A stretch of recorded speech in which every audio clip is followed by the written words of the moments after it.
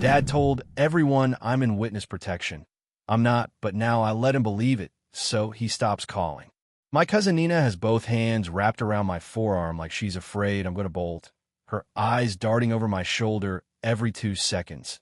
And she keeps whispering, "Just blink if you can't talk," like we're in some late-night crime show instead of the frozen food aisle at Woolworth's. I'm standing there with a bag of peas in one hand and my heart trying to climb out of my throat because the last thing I expected when I ducked out on my lunch break was to get cornered next to the 2 for $9 sign and treated like a protected witness. "Nina," I hiss, trying to keep my voice low because people are literally reaching around us for pizza. "What are you doing?" Her grip tightens. She leans in so close I can smell peppermint gum in panic. "Your dad said you're not allowed to be seen," she whispers. "He said they moved you and you have a new name. He said if I run into you, I'm supposed to pretend I don't know you. But I'm not doing that. Are you safe? Are you being followed?" A guy in a high-vis vest pauses with a basket like he's trying to decide whether to walk away or pretend he didn't hear the words "new name" and "followed." I can feel my face going hot and my stomach dropping at the same time, and the only coherent thought I have is, I knew he'd find a way to make my silence about him. It was a Tuesday night about a year ago when I stopped answering my father's calls for good. And if you've never tried to cut off a parent who thinks access to you is a right, you probably imagine it's one big dramatic declaration and then peace. Mine was more like slowly turning down a radio that only plays criticism and guilt, except every time I turn it down, he found a way to crank it back up. I didn't go no contact because of one argument. I went no contact because being in contact with him turned my life into something that didn't feel like mine. He didn't just want updates. He wanted control. He wanted to be the central nerve in my body. And if I didn't respond fast enough, he acted like I was hurting him on purpose. My dad has always been the kind of man who fills the room, not with warmth, but with demand. Growing up, everything was on his schedule, in his mood, in his version of events. If he had a bad day, we all had a bad day. If he was joking, you were expected to laugh, even if your feelings were getting crushed under it. If you pushed back, you were disrespectful. If you cried, you were sensitive. If you tried to leave the room, you were storming off. Nothing was ever just a boundary. Everything was an offense. He also has this thing where he needs an audience. He needs witnesses to his suffering. If you don't give him the reaction he wants, he'll create a bigger story until someone reacts. When I moved out in my 20s, he didn't say, "I'll miss you." He said, "So you're abandoning your family now." Fine. When I got my first real job, he told everyone at a barbecue that I finally did something with myself. Well, I got engaged, briefly, disastrously. He told my fiancée in front of everyone, "Good luck, she's stubborn," like I was a defective appliance he was passing on. The calls got worse after Mom died. That sounds awful to say because grief can change people, but the truth is it didn't change him into a kinder man. It just made him lonelier, and he treated that loneliness like a bill I was obligated to pay. He'd call me 3-4 times a day. If I didn't answer, he'd leave voicemails that started like normal. "Call me back." And escalated into accusation. You never care about anyone but yourself, and then into faux emergencies. It could be the last time you hear my voice. If I texted, "I'm at work," he'd reply, "Work isn't an excuse to ignore your father." If I said, "Please don't call during meetings," he'd call during meetings. If I didn't answer unknown numbers, he started using different numbers. It was like trying to hold back the ocean with my hands. The final straw was small, which is always what people don't understand. They want the final straw to be huge so they can justify it. Mine was a voicemail where he said, in this syrupy tone like he was being reasonable, "If you're too busy to answer me, maybe I'll call your boss." I'm sure they'd love to know what kind of person they hired. "I raised you. I can ruin you." It wasn't even a scream. It was a casual threat, like he was commenting on the weather. I remember sitting at my kitchen table listening to it twice, because part of me couldn't believe he said it. I felt this cold, old fear in my body, the childhood fear that he could reach into my life and yank whatever he wanted. I also felt something new, anger that didn't immediately turn into guilt.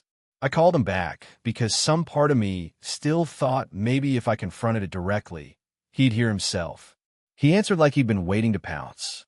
"What?" he snapped. "You threatened to call my boss," I said, and my voice was shaking, which made me hate myself. "You can't do that." He laughed. I said, "Maybe," he replied. "Don't be dramatic." "That's not dramatic," I said. "That's harassment." "You're harassing me," he shot back. "You don't answer. You make me worry." "I'm not responsible for managing your worry," I said. And as soon as the words came out, I knew I'd crossed into territory he can't tolerate, me having a spine. There was a pause, and then he said, in this low, poisonous voice, "You think you're better than me now." I said, "This isn't about better. This is about you threatening my job." Then he did what he always does when he's cornered. He went bigger. He started yelling about everything he'd ever done for me, every sacrifice, every bill, every ride he ever gave me. He said, "I made you like I'm a product." He said, "After everything, you owe me." He said, "If you cut me off, everyone will know what kind of daughter you are." I'm not even his daughter. I'm his son, which tells you how much he defaults to shaming language without thinking. He said, "You'll regret this." At some point, while he was ranting, I noticed my hands weren't shaking anymore. They were steady on the table. I realized I was listening to a man who was never going to suddenly become safe. He was always going to interpret my independence as betrayal. He wasn't going to respect boundaries because boundaries are, to him, an insult. So I said, "I'm not doing this anymore. Don't contact me." He went silent. Then, very calmly, he said, "You don't mean that." "I do," I said. "Do not call me. Do not show up. Do not contact my workplace." He gave this little scoff. "We'll see," he said, and hung up. I blocked his number. Then I blocked the next number he used. Then the next. I changed my phone settings so unknown numbers went straight to voicemail. I told my receptionist at work not to put through calls from anyone claiming to be my father. I told my closest friends what was happening in case he tried to reach them. I didn't tell the extended family because I was embarrassed. Because even though I can type all this out and see how messed up it is, there's still that little voice in me that says, "But he's your dad, like that should be the end of it." For a while it worked. The calls slowed down. The voicemail threat stopped. I started sleeping better. I started having weekends where my stomach didn't twist every time my phone buzzed. I didn't realize how much space he took up in my head until it wasn't constantly filled with him. Then the weirdness started. First it was my aunt texting me. "Are you okay? Just say yes." No context. No explanation. I replied, "Yes." "What?" She didn't respond. Then Nina DM'd me on Instagram. "Miss you, stay safe." I asked what she meant. She left it on read. Then I got a message from my old high school friend Ben, who I haven't spoken to in years, saying, "Heard you're in some serious situation. If you need a place, I've got you." I stare at my screen like it was glitching. I should have confronted my dad immediately. I should have called and said, "What are you telling people?" But even blocked, he had this ability to make my body go into fight or flight. And part of me was afraid of what the answer would be. Because if he was spreading something, it meant he'd found a new way to reach me without reaching me. It came to a head today in the frozen food aisle, with Nina gripping my arm like she's trying to keep me alive. I'm not in witness protection. I say finally, because it's the only sentence that makes sense, and even saying it out loud feels ridiculous. Nina's eyes widen. "But he said," she starts. "He lies." I say, more sharply than I mean to. People glance over. I lower my voice. "He is lying. I'm just not talking to him." Nina looks like I just told her gravity isn't real. "Why would he say that?" she whispers, looking genuinely shaken. "He told everyone you can't contact anyone. He told Nana you changed your name. He told Annie Layla you're involved in some court case, and that's why you stopped coming around. He made it sound like you're important, like you're in danger." I feel this sick, hot mix of emotions. Rage, because of course he'd rather invent a dramatic story than admit his own kid doesn't want him. Sadness, because I can see how he needs the lie to protect his ego. And this weird, dark amusement that he chose witness protection of all things, like I'm a character in a movie instead of a person who just wants peace. "Did he tell you not to talk to me?" I ask. Nina nods quickly. "He said if I see you, I'm supposed to pretend I don't. He said there could be consequences. He said they monitor your communications." "Who is that?" I ask, and my voice is trembling now. Nina shrugs helplessly. He just said they, like the government, or whoever runs witness protection. I put the bag of peas back in the freezer because my hand is shaking too much to hold it. My chest feels tight. Okay, I say. Okay, Nina, I'm safe. I'm not hiding. I'm not in trouble. I just don't want him in my life. Nina's face crumples. But he's your dad, she whispers automatically, the same line everyone uses like the spell. I know, I say, and I can hear my own voice going soft despite everything. That's why it took me this long. She looks like she wants to ask more, but she's also looking around like she expects a man in a suit to step out from behind the ice cream. So what do I do, she asks. I take a breath. You can tell people I'm fine, I say. You can tell them he exaggerated. You don't have to. Nina cuts in, urgent. If I tell him I saw you, he'll freak out, she says. He'll say I put you at risk. He'll start calling me. She's describing exactly what I've lived with, and suddenly I see it. He's not just controlling me. He's controlling the whole family narrative.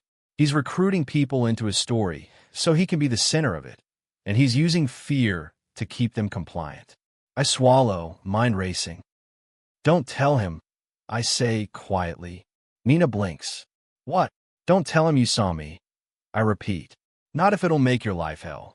Nina looks relieved and guilty at the same time. But won't he keep lying? She asks. Yes, I say, and my jaw tightens. He will. Nina studies my face. Is that why you let him? She asks carefully. Because he stops calling if he thinks you're not reachable? The question lands like a weight. Because I haven't admitted this out loud to anyone. That when I finally understood what he'd done, part of me felt relief. Here's the thing I didn't expect. The witness protection lie worked. It didn't stop him from being him, but it gave him a storyline where my absence wasn't rejection. It was something dramatic and external. It meant he didn't have to face that his behavior drove me away. It meant he could play the tragic father of a missing child, the man burdened with secrets. It gave him attention. It gave him sympathy. It made people ask him questions. It made him important. And because he believed it, or at least performed belief in it, he stopped calling as much. Or maybe he told himself that they would trace him. Or maybe the lie gave him a sense of control over me again. Because if I'm in witness protection, then I'm not choosing to ignore him. I'm being taken away by forces bigger than both of us. Either way, the result was the same: silence. Silence has a price, though. Because it also made my family look at me like I'm fragile, like I'm a ghost, like I'm not fully a person anymore. People started talking about me in whispers. They started asking each other if they'd heard anything. They started treating my lack of presence like a tragedy instead of a boundary. After the supermarket, I go home and I sit on my couch staring at the wall for a full 10 minutes, still in my work clothes, because my brain is trying to process how my father managed to turn my attempt at peace into a family-wide conspiracy theory. Then my phone rings. Unknown number. My stomach drops automatically. I let go to voicemail. A minute later, I get a text from that number. Call me. It's Dad. I stare at it cold. Another text comes in. Emergency. Then, if you don't answer, I'm calling the police. They have to check on you. My hand starts shaking again. My mouth tastes like metal. Even after months of blocking and boundaries, he can still do this to my nervous system in 3 words. I don't want to call him. I don't want to hear his voice. I also don't want a welfare check at my apartment because he decided to weaponize the police. And I know him well enough to know he would do it just to punish me for not responding, not because he's actually concerned. I pace my living room. I think about Nina's fear. I think about the whole family walking around with this absurd witness protection story. I think about how he uses drama like oxygen. And then a thought slips in a place that feels both disgusting and effective. If he wants a story where I'm unreachable, maybe I let him have it. Fully. Not by committing some crime or pretending to be the government. I'm not about to do anything that could come back on me. But by not correcting him, and by making it uninteresting to keep reaching. So I do something I've never done before. I text him back from a calm place instead of a reactive one. I'm safe. Do not contact me again. He responds instantly, like he's been hovering over his phone. Where are you? Who is this? You know who it is. You're being brainwashed. They got to you. Tell me your location. My stomach flips. There it is. He's already merged his lie with reality. He's already using it to frame my boundary as something being done to me, not something I'm choosing. I type slowly because I need to be careful. I am not discussing my life with you. Do not contact my workplace. Do not contact my friends. Do not show up at my home. If you continue, I will treat it as harassment. He sends back, you can't threaten me. I'm your father. I stare at that line until my eyes sting. And then I decide something that feels like stepping off a cliff, but also like setting down a weight I've been carrying my whole life. I don't argue. I don't explain. I don't try to convince him I'm not in danger. I don't try to correct his fantasy. I give him nothing. Do not contact me again. Then I block the number. A week passes. No calls. No texts. I start to unclench again. I start to sleep. I start to believe the chaos might actually be over. Then my aunt shows up at my work. Not my dad. My aunt, in a floral blouse and sandals, standing in the lobby like she's about to deliver a casserole. My receptionist calls my desk and says, "There's a woman here asking for you." She says she's family. My heart drops straight to my shoes. I go down, and my aunt grabs my hands like she's greeting someone returned from war. Her eyes are shining. "Oh, honey," she whispers, "look at you. You're alive."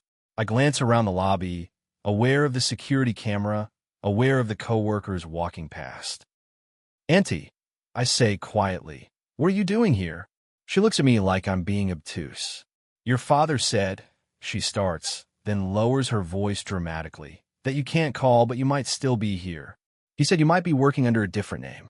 So I thought, maybe if I come, maybe I'll see you." I've been so worried. My throat tightens. I feel this wave of anger so intense, it makes my vision blur. Not at my aunt. She's not the villain here. But at him for dragging other people into his mess. "I'm fine," I say carefully. I'm not under a different name." She looks startled. "But he said you're protected," she whispers. "He said you saw something. He said you can't tell us." I feel the floor tilt slightly. I take a breath and make a decision in real time. I can't keep letting this spread. This is not just embarrassing anymore. It's messing with people's reality. It's making them afraid. It's making them show up at my workplace, which is the exact thing I wanted to avoid. So I do the hard thing, the thing I avoided for months because it felt shameful. "He lied," I say. My aunt's face goes blank. "Why would he lie about that?" she asks, genuinely confused. "Because the truth is that I asked him to stop contacting me," I say, and my voice shakes, but I keep going. "Because he was crossing lines. Because he was threatening my job. Because he doesn't accept boundaries, and he needed a story where my absence wasn't his fault." My aunt's mouth opens. "Oh," she says, and the word is heavy. "Oh, sweetheart." There's a pause, and then she says the thing I expected. "But he loves you." I let out a breath that sounds like a laugh, but isn't. "He loves the idea of me," I say quietly. "He loves having me. He doesn't love respecting me." My aunt looks like she's holding two realities in her hands and doesn't know which one to keep. Then she does something I didn't expect. She squeezes my hands and says, "I'm sorry." I swallow hard. "Please," I say, "don't tell him you saw me." Her eyebrows lift. "Why not?" she asks. "If he's lying." "Because he'll punish whoever breaks the story," I say, and my voice goes flat with certainty. "He'll call you nonstop. He'll accuse you of endangering me. He'll make you the villain." I don't want that for you. My aunt's face tightens, and I can tell she understands more than she wants to admit. She nods slowly. "Okay," she says. "I won't." Then she hesitates and asks, "So what do I tell the family?" "They're worried." I stare at her, feeling that old tug, the need to manage everyone's feelings so the boat stays steady. "I don't know," I admit. "Maybe just tell them I'm okay. Tell them it's complicated. Tell them not to come looking." My aunt looks at me for a long beat, then says, softly, "You shouldn't have to hide to have peace." I almost break right there in the lobby, because no one in my family has ever said something that validating about my relationship with my dad. Usually he's just like that, or, you know how he is, like his behavior is weather. After she leaves, I go back upstairs and I sit at my desk shaking, Not because of fear, but because I just told someone the truth. It feels like stepping into cold air after being underwater. That night, I get another unknown number text. Why did your aunt come to your work? My blood runs cold. He knows. I don't know how. Maybe my aunt let something slip. Maybe he has someone watching. Maybe he's just guessing because he's paranoid. But the message is there, proof that he's still reaching. Answer me. If you're really safe, why are you hiding? I stare at the screen until my eyes ache. My fingers hover over the keyboard. Part of me wants to unload everything. Every threat, every boundary crossed, every way he made my life smaller. Part of me wants to scream. Part of me wants to cry. And then I think about how he thrives on reaction. How every emotion I give him becomes fuel. How he turns my explanations into arguments. My hurt into weakness. My silence into a crime. So I do the thing that makes him powerless. I give him nothing. I block the number. I don't respond. I don't explain. Over the next month, the texts keep coming from new numbers. Short, accusatory, panicked. Then suddenly they stop. I find out later from Nina why.